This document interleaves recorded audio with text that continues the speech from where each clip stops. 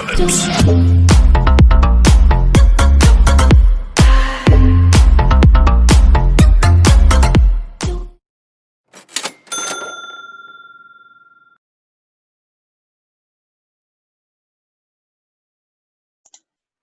Hey, how you doing? Good to see you again, and welcome back to the show. Thanks for stopping by. Hope this finds everybody safe, healthy, and in good spirits. And as always, I appreciate if you have a thumbs up, hit that subscribe button, and hit that bell icon. This way you know the next time I put out a video. And for those who have already done that, thank you so much. I appreciate that. And then again, thanks for stopping by. I appreciate everybody. So last video, I was telling everybody leave comments. Let me know what your thoughts are. Let me know what you want to talk about. So one of my longtime subscribers, been around for a long time, Carly Brown, left a comment. And I want to talk a little bit about cholesterol. That's what we're going to do today. We'll talk about cholesterol a little bit. And again, big shout out to Carly Brown. Thanks for being around for as long as you have been. And for always commenting and leaving those thumbs up. Appreciate it. All right, cholesterol. Cholesterol is something that we all have to think about. I think every time we go to the doctor, we take blood tests and stuff, they definitely check, our cholesterol levels. Some people are high, some people are low. Some people don't know why they have it. But it's something that we have to keep in consideration that we always have to have checked. All right? Now, cholesterol is something that I've never actually seen it, but it's like a waxy buildup, okay? Some kind of, it's like a waxy substance, okay, that's in your body. Now, cholesterol though necessarily isn't bad. I mean, our bodies need cholesterol to actually build up cells in our body. So cholesterol is definitely necessary. But the problem is too much cholesterol. When your cholesterol levels are high, it's not a good thing, okay? There's a lot of risk with high cholesterol.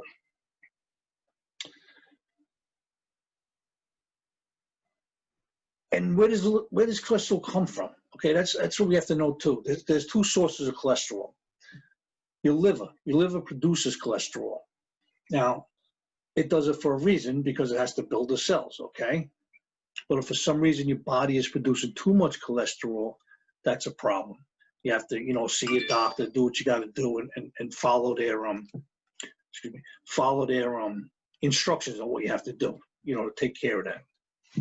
Another source of cholesterol is from the foods that we eat, and it's mostly the animal foods that we eat, like milk, meat, poultry, fatty dairy products.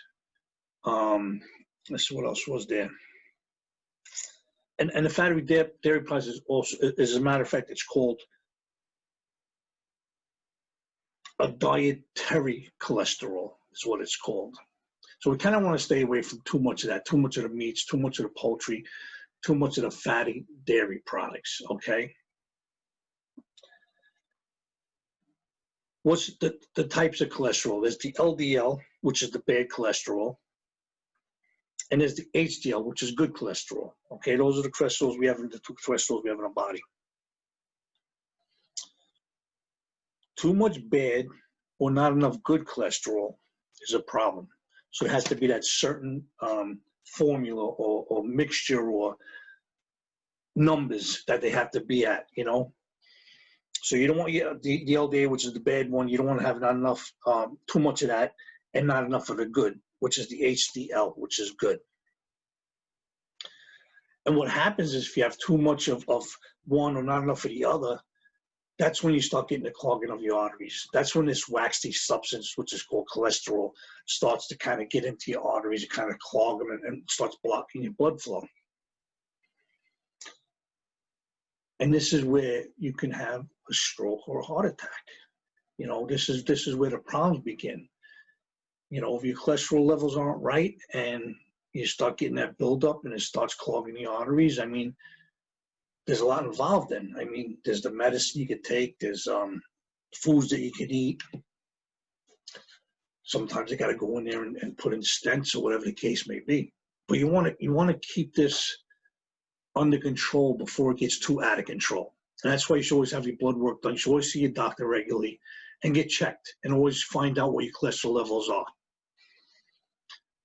Now I'm going to talk about some of the foods that we can eat, that are foods that are found, again, in your store, in your grocery store, everyday thing. Again, you don't have to go into the mountains. You don't have to go to a different country. You don't got to call somebody from the freaking dark web or go online and get these things. Regular foods you can eat to keep your cholesterol down. Also exercise, if you can, walk, jog, whatever you can do. If you can't get up, walk or jog, try to get up and walk around the table. Just move around. Get your blood going. Keep things happening. Keep it moving. In other words, just kind of try to stay healthy. The best you can. But let me talk a little bit now about cholesterol here. What I found, and heart disease is the world leading cause of death. Having high cholesterol levels, especially the bad LDL, is linked to an increased risk of heart disease. Now, if you have low HDL, which is the good HDL, which is good cholesterol, and high triglycerides, they are also linked to increased risk. Okay, so there it is. If you have the bad LDL in the good HDL, you got to have the right numbers. If one's too low, one's too high, it's going to have a problem. So you got to kind of moderate that and see what's going on. Your diet has a powerful effect on your cholesterol and other risk factors. So again, it's the consumption of foods that we have. Not meaning they have to cut out all sorts of food, do whatever you got to do, but just moderate it. Do what you got to do to keep those things, like I talked about the liver. There's certain foods that you want to eat that'll help your liver. There's certain foods you have to eat that'll control your cholesterol levels. One of the foods you can eat, again, that's in the supermarkets you go, or your fruit stands, wherever you buy your food. Avocados. A lot of people like avocados. I'm not particularly too drawn to them. I'll eat them. My wife likes them, but avocados are something that we have every day. Are out there. It's around. Avocados are an exceptionally nutritious fruit. They're a rich source of monounsaturated fats and fiber, two nutrients that help lower bad LDL and raise good HDL cholesterol. So see, it's doing what you want. It lowers the bad and it raises the good. Clinical studies support the cholesterol-lowering effect of avocados. Lower your cholesterol.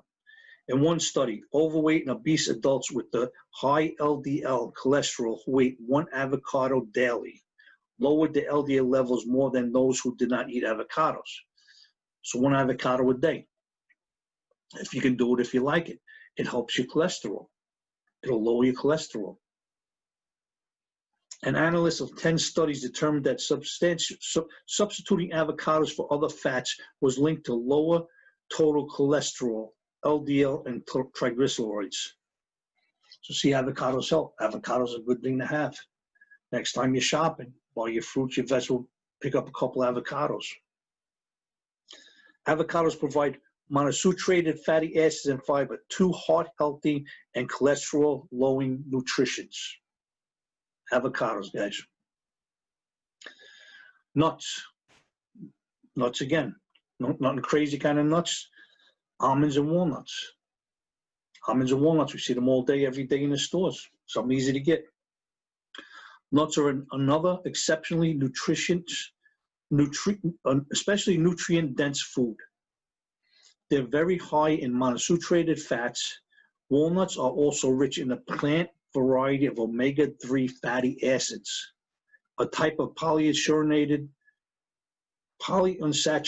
I'm sorry, I tell you, some of these words just kind of throw me off looking at it. Polyunsaturated fat associated with heart health.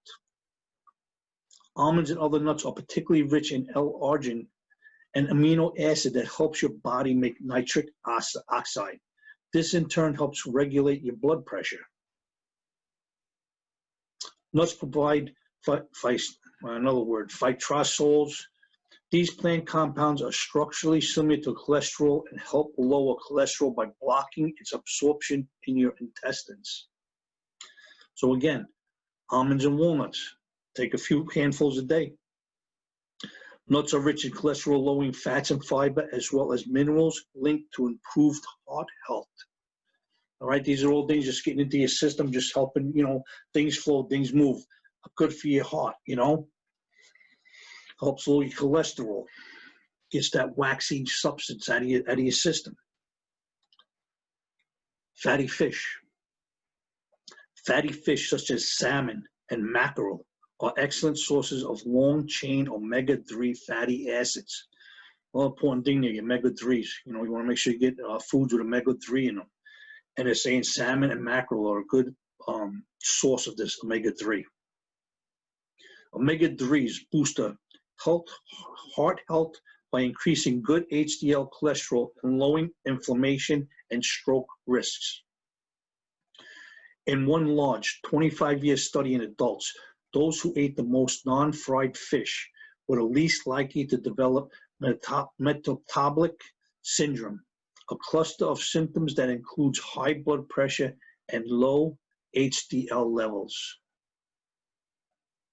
In another large study in older adults, those who ate tuna or other baked or broiled fish at least once a week had a 27% lower risk of a stroke. So you see what they're saying here? Eat your fish. Don't fry it though. Bake or broil it. Salmon, tuna, mackerel, all sources of omega-3 that's going to give you, make you have less risk of a stroke. Keep the cholesterol levels down. Keep in mind the healthiest ways to cook fish are steaming or stewing. In fact, fried fish may increase your risk of heart disease and stroke. Okay, frying fish, that's causing you clog. You're just saying that's going to clog your arteries. That food's going to clog your arteries. This is all part of that cholesterol being high and getting that waxy substance, which is made from cholesterol, clogging your arteries, and it causes strokes and heart attacks. Fatty fish offers high levels of omega-3 fatty acids and is linked to a decreased risk of heart disease and stroke. Here's something you can find in cereals or in your certain sections in your food grocery store. Whole grains, especially oats and barley. Extensive research ties whole grains to lower heart disease risk. In fact, a review of 45 studies linked eating 3 servings of whole grains daily to a 20% lower risk of heart disease and stroke. Benefits were even greater when people ate more servings, up to 7 of whole grains per day. Eat your oats, eat barley. Any way you can get it, sprinkle it on cereal, soup, whatever you got to do. Whole grains keep all parts of the grain intact, which provides them with more vitamins, minerals, plant compounds, and fiber than refined grains. While all whole grains may promote heart health, 2 grains are particularly noteworthy: oats and barley. Those are the 2. Whole grains are linked to a lower risk of heart disease. Oats and barley provide beta-glucan, a soluble fiber that is very effective at lowering bad LDL cholesterol. Here's something that we probably all eat every day, but don't realize that it's helping us. And maybe you're not eating enough of it, try some more. Fruits and berries. Fruit is an excellent addition to heart-healthy diet for several reasons. Many types of fruit are rich in soluble fiber, which helps lower cholesterol levels. It does this by encouraging your body to get rid of cholesterol and stopping your liver from producing the compound. I said we told before, one of the sources of cholesterol is your liver. And if your liver is putting out too much of it, the fruits and berries will slow that down. Will keep your liver from producing this too much. One kind of soluble fiber called pectin lowers cholesterol by up to 10%. It's found in fruits including apples, grapes, and citrus fruits, and strawberries. So somewhere in there, you guys got to like something in there. Apples, grapes, fruits, strawberries. You got to like something. If you do, get a hold of some, have some, lower your cholesterol. Fruit also contains bioactive compounds that help prevent heart disease and other chronic diseases through their antioxidants and anti-inflammatory effects. Eating berries and grapes, which are a particularly rich source of these plant compounds, can help increase good HDL and lower the bad LDL cholesterol, which we talked about right from the beginning. You know, you want to increase your good LDL and you want to lower the bad LDL. And these are ways to do it, the fruits and berries and these salmon, all that stuff. Fruit can help lower cholesterol and improve heart health. This is largely caused by its fiber and antioxidants. Let me give you this last one here, which is one of my favorites that I like and I don't have a problem eating. Dark chocolate or cocoa. Cocoa is the main ingredient in dark chocolate. It may seem too good to be true, but research verifies the claims that dark chocolate and cocoa can lower bad LDL cholesterol. In one study, healthy adults drank a cocoa beverage twice a day for a month. They experienced a reduction in bad LDL cholesterol. Their blood pressure also decreased and their good HDL increased. All what we're talking about. This drinking of the cocoa or eating the dark chocolate reduced the bad LDL cholesterol and raised the good HDL cholesterol. Cocoa and dark chocolate also seem to protect the bad LDL cholesterol in your blood from oxidation, which is a key cause of heart disease. All right. However, chocolate is often high in added sugar, which negatively affects heart health. So you don't want to eat too much of it. They're saying, you know, eat some, whatever. Don't get a whole bag of it and just scoff it down because it's got a lot of sugars in there. Therefore, you should use cocoa alone or choose dark chocolate with a cocoa content of 75 or 80% higher. So you can have the dark chocolate, you just want the cocoa content to be higher. I guess that reduces the sugar then. You know, if you have more cocoa and there's less sugar. 75 to 80% or higher of a cocoa content. Flavonoids in dark chocolate and cocoa can help lower blood pressure and bad LDL cholesterol while raising good HDL cholesterol. Real quick, another thing, garlic. Eat garlic. Garlic is good for you to have garlic and some soy foods and your vegetables again. Eat the vegetables. All these things combined can help you lower cholesterol if you have high cholesterol. Sometimes we don't even realize we have high cholesterol because there's really not too many signs of it until all of a sudden maybe you have heart pain or, you know, you have a stroke, God forbid. You know what I'm saying? It's hard. You have to go to the doctor. You got to do your normal checkups. Always make sure when you take your blood pressure, you get your results of your blood pressure, of your blood test. I'm sorry. What are my cholesterol levels? What's my triglycerides? You know, what's going on with my system? It's very important to do that because sometimes, as they always say, it's better safe than be sorry. You know, you don't want to find out later on when you have a stroke or your heartache or heart attack or something that it's your cholesterol that could have been prevented a long time, you know, before that by just, you know, finding out what your levels are. They might be a little high, so you just change a little something, add a little something to your diet and make them come down, get within levels.